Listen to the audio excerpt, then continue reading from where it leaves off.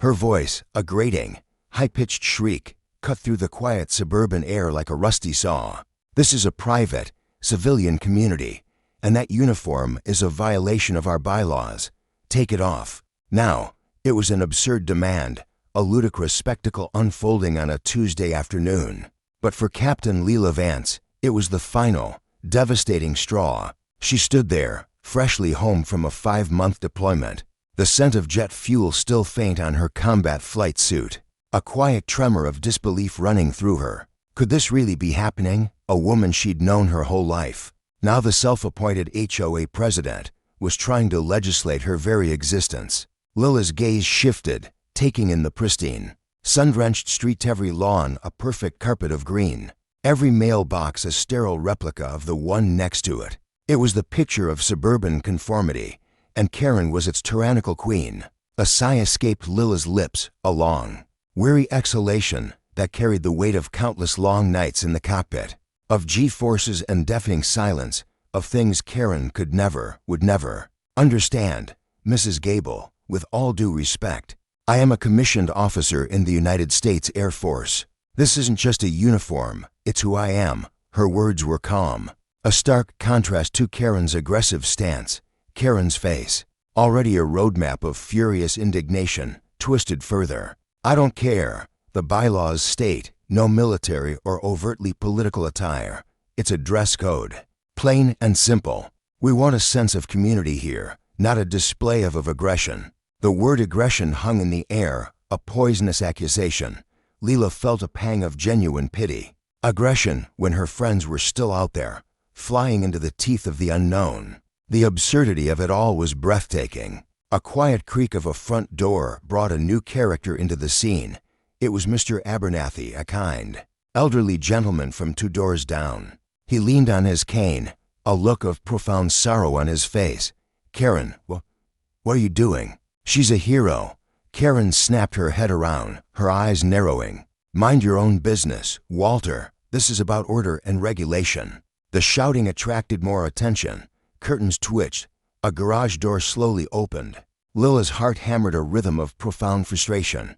She just wanted to be home, to unpack, to breathe the air without the thin, metallic taste of altitude. She wanted to remember what it felt like to be a normal person again, not a weapon, not a symbol. But Karen, with her relentless, small-minded power trip, wouldn't allow it. The real truth behind Karen's hatred, the ugly, personal animosity that fueled this ridiculous display, was about to emerge. Leela took a step back, a flicker of something in her eyes that wasn't anger, but a cold, hard resolve. "Funny," Leela said, her voice dropping to a low, dangerous register that made Karen flinch. "I remember a different kind of aggression. I remember a certain cadet who failed out of pilot training, who crashed a $1 million jet simulator because he couldn't follow a simple protocol. The same cadet who was discharged for conduct unbecoming. You know him, don't you, Mrs. Gable? Your son, Kevin." The words landed like a blow. Karen's breath hitched. A shockwave rippled through the small crowd of onlookers. The gossipy murmurings that had been mere whispers now erupted into a small, astonished buzz. Kevin Gable, the prodigal son, the town's golden boy, whose military career was a hushed, shameful secret. He had been a fellow trainee in Lila's flight group, a hotshot who thought rules were for lesser mortals. Leela had witnessed his recklessness firsthand and, as part of the peer review process, had documented his failures. It wasn't malice, it was duty. But Karen, of course, had seen it as a personal attack. She had blamed Leela, a young woman with a quiet focus and an unwavering commitment to the mission. Karen had festered in her resentment, and now, months later, she was finally getting her revenge, cloaking her personal spite in the guise of a ridiculous HOA bylaw. Karen's face, a moment ago a mask of self-righteous fury, was now a pale, trembling thing. "That's a lie. He was honorably discharged," she stammered, but her voice lacked its usual conviction. Leela shook her head slowly. "No, ma'am, he wasn't, and I have the documents to prove it." She gestured to a small, laminated card on her uniform. It was her pilot's license. The crowd stirred. A few of the neighbors, who had always found Karen insufferable, let out quiet gasps. This wasn't just a dispute about a uniform anymore. This was a public exposure, a reckoning. The air crackled with anticipation. What would she do now? Would she back down? Of course not. A Karen never backs down. The confrontation escalated. Karen, her face blotchy with rage, pulled out her phone. "I'm calling the police. I'm reporting you for harassment and trespassing and impersonating an officer." The final accusation was so wild, so completely unhinged, that a few people in the crowd actually snickered. Leela just stood there, a wry smile touching the corners of her lips. "Please do," she said, her voice calm and steady. "I have a feeling they'll be very interested in hearing my side of the story." The sirens arrived within minutes, a wailing crescendo of blue and red lights that bathed the perfect cul-de-sac in a surreal, pulsating glow, to patrol cars, then a third. The sight of a full-scale police response to an HOA dispute was a comedy of errors. A calm, middle-aged officer with a kind face approached Leela. "Ma'am, what's the situation?" Before Leela could speak, Karen launched into a frenzied tirade. "She's in violation of our rules, she's threatening me, and she's impersonating an officer." The officer's gaze flickered from Karen to Leela's uniform, then back to Karen, a slow, knowing look spreading across his face. "Ma'am, a full-flight suit with military insignia and a pilot's license, that's not impersonating. That's a verifiable uniform. May I see your ID?" Captain. Leela handed it over, her movements precise and effortless.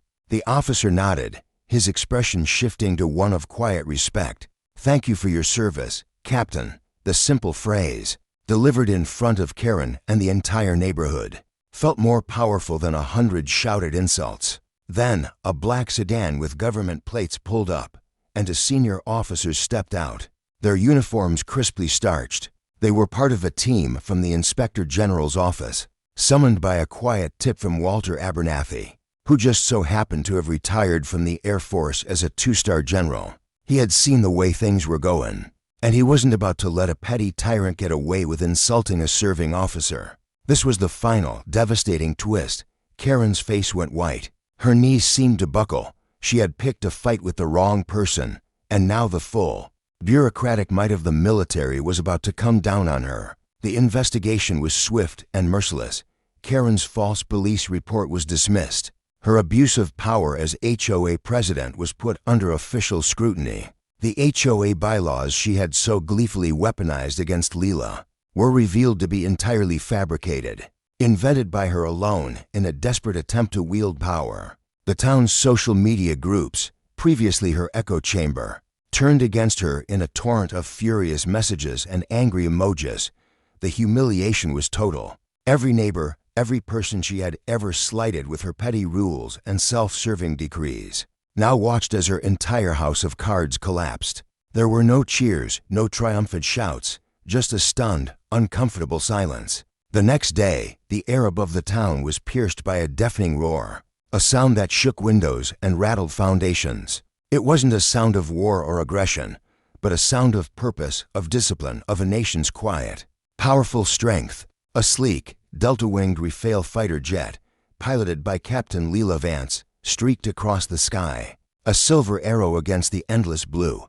It was not a grandstanding victory lap. It was simply her flying a routine training mission, a simple, elegant reminder that some people build things up, and others, like Karen, only tear them down.